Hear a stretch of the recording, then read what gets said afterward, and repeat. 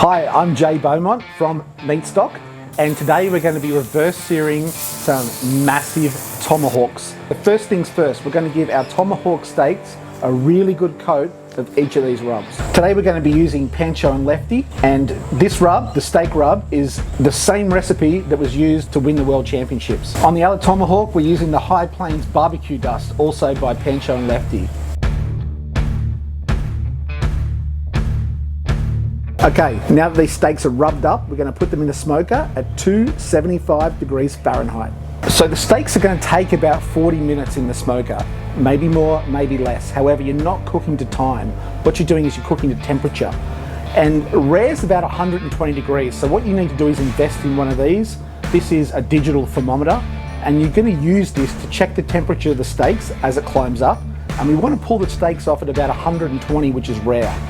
So the second part about cooking the perfect steak is it's not all just about tenderness, it's also about texture.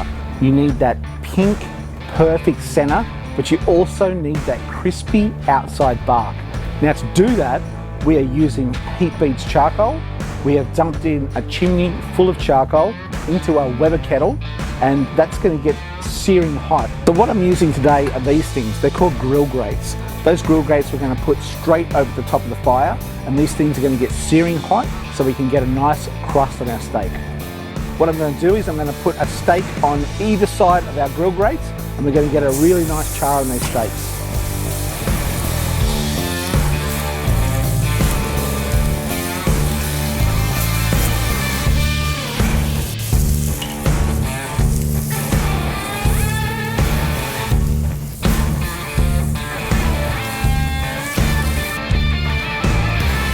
Look at that juice.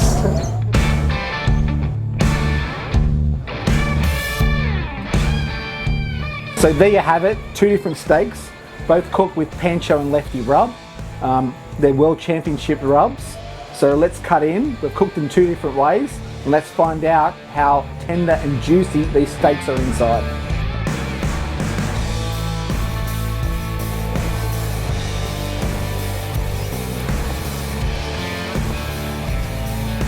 Look juicy to you? Looks juicy to me.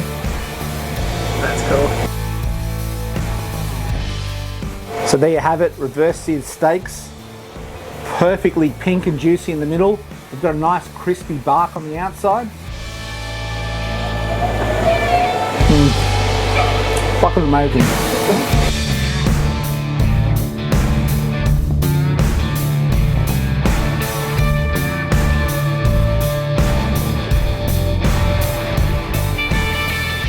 Okay, so here's a little tip too. If you're the cook and you've been cooking for all this time, you're probably not hungry. However, this is the little bit that's reserved for you. Do not give this to anybody else. Just go a little quiet corner somewhere in the back where no one can see you and just gnaw on this thing. It's amazing. God, these bits are good.